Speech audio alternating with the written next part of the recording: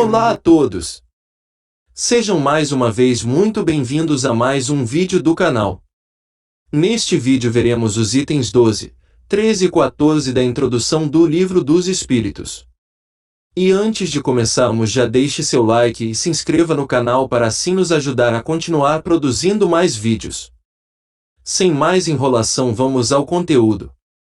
Item 12. Um fato demonstrado pela observação e confirmado pelos próprios espíritos é o de que os espíritos inferiores muitas vezes usurpam nomes conhecidos e respeitados. Quem pode, pois, afirmar que os que dizem ter sido, por exemplo, Sócrates, Júlio César, Carlos Magno, Fenelon, Napoleão, Washington, entre outros, tenham realmente animado essas personagens? Esta dúvida existe mesmo entre alguns adeptos fervorosos da doutrina espírita, os quais admitem a intervenção e a manifestação dos espíritos, mas inquirem como se lhes pode comprovar a identidade. Semelhante prova é, de fato, bem difícil de produzir-se. Conquanto, porém, não o possa ser de modo tão autêntico como por uma certidão de registro civil, pode ou ao menos por presunção, segundo certos indícios. Quando se manifesta o espírito de alguém que conhecemos pessoalmente, de um parente ou de um amigo, por exemplo, mormente-se há pouco tempo que morreu, sucede geralmente que sua linguagem se revela de perfeito acordo com o caráter que tinha aos nossos olhos, quando vivo. Já isso constitui indício de identidade. Não mais, entretanto, há lugar para dúvidas, desde que o espírito fala de coisas particulares, lembra acontecimentos de família, sabidos unicamente do seu interlocutor. Um filho não se enganara, de certo, com a linguagem de seu pai ou de sua mãe, nem pais haverá que se equivoquem quanto a de um filho. Neste gênero de evocações, passam-se às vezes coisas íntimas verdadeiramente empolgantes, de natureza a convencer o maior incrédulo.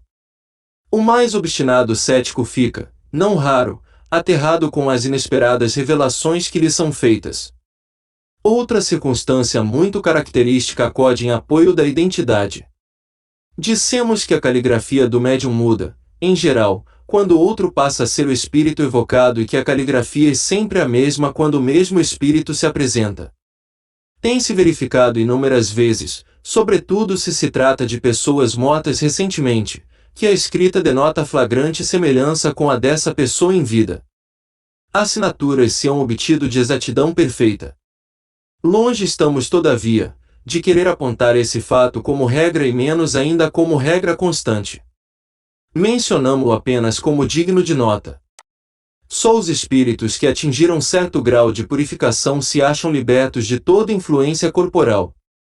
Quando ainda não estão completamente desmaterializados, é a expressão de que usam, conservam a maior parte das ideias, dos pendores e até das manias que tinham na terra, o que também constitui um meio de reconhecimento, ao qual igualmente se chega por uma imensidade de fatos minuciosos, que só uma observação acurada e detida pode revelar.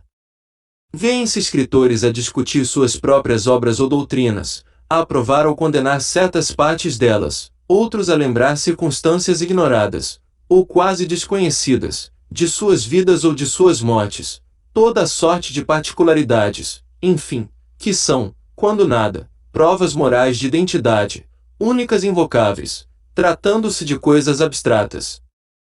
Ora, se a identidade de um espírito evocado pode, até certo ponto, ser estabelecida em alguns casos, razão não há para que não o seja em outros, e se, com relação a pessoas, cuja morte data de muito tempo, não se tem os mesmos meios de verificação, resta sempre o da linguagem e do caráter, porquanto, inquestionavelmente, o espírito de um homem de bem não falará como o de um perverso ou de um devasso. Quanto aos espíritos que se apropriam de nomes respeitáveis, esses se traem logo pela linguagem que empregam e pelas máximas que formulam. Um que se dissesse Fenelon, por exemplo, e que, ainda quando apenas acidentalmente ofendesse o bom senso e a moral, mostraria, por esse simples fato, o embuste. Se, ao contrário, forem sempre puros os pensamentos que exprima, sem contradições e constantemente à altura do caráter de Fenelon, não há motivo para que se duvide da sua identidade. De outra forma, havíamos de supor que um espírito que só prega o bem é capaz de mentir conscientemente, ainda mais, sem utilidade alguma. A experiência nos ensina que os espíritos da mesma categoria, do mesmo caráter e possuídos dos mesmos sentimentos formam grupos e famílias. Ora, incalculável é o número dos espíritos e longe estamos de conhecê-los a todos, a maior parte deles não tem mesmo nomes para nós. Nada, pois, impede que um espírito da categoria de Fenelon venha em seu lugar, muitas vezes até como seu mandatário. Apresenta-se então com o seu nome, porque ele é idêntico e pode substituí-lo, e ainda porque precisamos de um nome para fixar as nossas ideias. Mas, que importa, afinal, seja um espírito, realmente ou não, o de Fenelon? Desde que tudo o que ele diz é bom e que fala como teria feito o próprio Fenelon, e um bom espírito. Indiferente o nome pelo qual se dá a conhecer, não passando muitas vezes de um meio de que lança a mão para nos fixar as ideias. O mesmo, entretanto, não é admissível nas evocações íntimas, mas, aí, como dissemos há pouco, se consegue estabelecer a identidade por provas de certo modo patentes. Inegavelmente a substituição dos espíritos pode dar lugar a uma porção de equívocos, ocasionar erros e, a miúde, mistificações. Essa é uma das dificuldades do espiritismo prático. Nunca, porém, dissemos que esta ciência fosse fácil, nem que se pudesse aprendê-la brincando, o que, aliás, não é possível, qualquer que seja a ciência. Jamais teremos repetido bastante que ela demanda estudo assíduo e por vezes muito prolongado. Não sendo lícito provocarem-se os fatos, tem-se que esperar que eles se apresentem por si mesmos. Frequentemente ocorrem por efeito de circunstâncias em que se não pensa. Para o observador atento e paciente os fatos abundam, por isso que ele descobre milhares de matizes característicos, que são verdadeiros raios de luz. O mesmo se dá com as ciências comuns. Ao passo que o homem superficial não vê numa flor mais do que uma forma elegante, o sábio descobre nela tesouros para o pensamento. Item 13.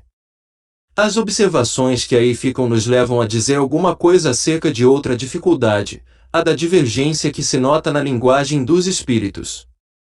Diferindo estes muitos dos outros, do ponto de vista dos conhecimentos e da moralidade, e evidente que uma questão pode ser por eles resolvida em sentidos opostos, conforme a categoria que ocupam, exatamente como sucederia, entre os homens, se a propusessem ora um sábio, ora um ignorante, ora um gracejador de mau gosto.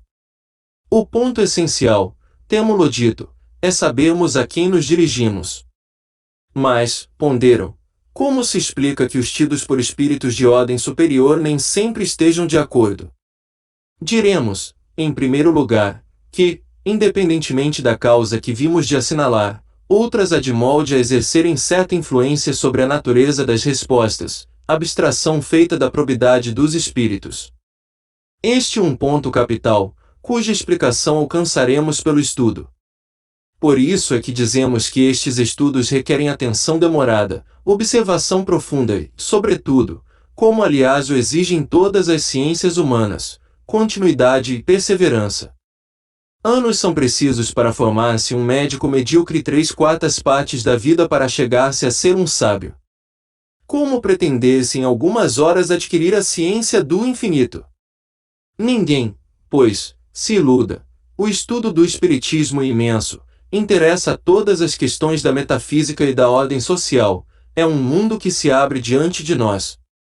Será de admirar que o efetuá-lo demande tempo, muito tempo mesmo. A contradição demais, nem sempre é tão real quanto possa parecer. Não vemos todos os dias homens que professam a mesma ciência divergirem na definição que dão de uma coisa, quer empreguem termos diferentes, quer encarem de pontos de vista diversos, embora seja sempre a mesma ideia fundamental. Conte quem puder as definições que se tem dado de gramática. Acrescentaremos que a forma da resposta depende muitas vezes da forma da questão. Pueril, portanto, seria apontar contradição onde frequentemente só há diferença de palavras. Os espíritos superiores não se preocupam absolutamente com a forma. Para eles, O fundo do pensamento é tudo. Tomemos, por exemplo, a definição de alma. Carecendo este termo de uma acepção invariável, compreende-se que os espíritos, como nós, diverjam na definição que dela deem. Um poderá dizer que é o princípio da vida, outro chamar-lhe centelha anímica, um terceiro afirmar que ela é interna, um quarto que é externa, etc., tendo todos razão, cada um do seu ponto de vista.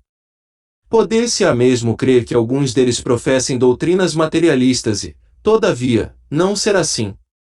Outro tanto acontece relativamente a Deus.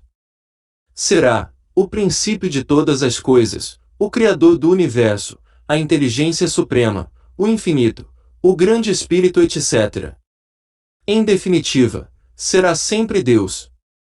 Citemos finalmente a classificação dos espíritos. Eles formam uma série ininterrupta, desde o mais ínfimo grau até o grau superior. A classificação é, pois, arbitrária. 1. Agrupá-los em 3 classes, outro em 5, 10 ou 20, à vontade, sem que nenhum esteja em erro. Todas as ciências humanas nos oferecem idênticos exemplos. Cada sábio tem o seu sistema, os sistemas mudam, a ciência, porém, não muda. Aprenda, se a botânica pelo sistema de Linneu, ou pelo de Jussieu, ou pelo de Tournefort, nem por isso se saberá menos botânica. Deixemos, conseguintemente, de emprestar a coisas de pura convenção mais importância do que merecem, para só nos atermos ao que é verdadeiramente importante. Não raro, a reflexão fará se descubra, no que pareça disparate, uma similitude que escapará a um primeiro exame. Item 14. Passaríamos brevemente pela objeção que fazem alguns céticos, a propósito das faltas ortográficas que certos espíritos cometem, se ela não oferecesse margem a uma observação essencial. A ortografia deles, cumpre dizê-lo, nem sempre é irreprochável, mas grande escassez de razões seria mister para se fazer disso objeto de crítica seria, dizendo que, visto saberem tudo, os espíritos devem saber ortografia. Poderíamos opor-lhes os múltiplos pecados desse gênero cometidos por mais de um sábio da terra, o que, entretanto, em nada lhes diminui o mérito. Há, porém, no fato, uma questão mais grave. Para os espíritos, principalmente para os espíritos superiores, a ideia é tudo, a forma nada vale. Livres da matéria, a linguagem de que usam entre si é rápida como o pensamento, porquanto são os próprios pensamentos que se comunicam sem intermediário. Muito pouco à vontade hão de eles se sentirem, quando obrigados, para se comunicarem conosco, a utilizarem-se das formas longas e embaraçosas da linguagem humana e a lutarem com a insuficiência e a imperfeição dessa linguagem, para exprimirem todas as ideias. É o que eles próprios declaram. Por isso mesmo, bastante curiosos são os meios de que se servem com frequência para obviarem a esse inconveniente. O mesmo se daria conosco, se houvéssemos de exprimir-nos num idioma de vocábulos e fraseados mais longos e de maior pobreza de expressões do que o de que usamos. É o embaraço que experimenta o homem de gênio, para quem constitui motivo de impaciência a lentidão da sua pena sempre muito atrasada no lhe acompanhar o pensamento. Compreende-se, diante disto, que os espíritos liguem pouca importância à puerilidade da ortografia, mormente quando se trata de ensino profundo e grave. Já não é maravilhoso que se exprimam indiferentemente em todas as línguas e que as entendam todas. Não se conclua daí, todavia, que desconheçam a correção convencional da linguagem. Observam-na, quando necessário. Assim, por exemplo, que a poesia por eles ditada desafiaria quase sempre a crítica do mais meticuloso purista, a despeito da ignorância do médium. E chegamos ao fim de mais um vídeo. Obrigado por ficarem até aqui. Não se esqueça de conferir se já está inscrito no canal e se o sininho de notificações está ativado, pois assim você saberá sempre que lançarmos vídeos novos. Um abraço a todos e até o próximo vídeo.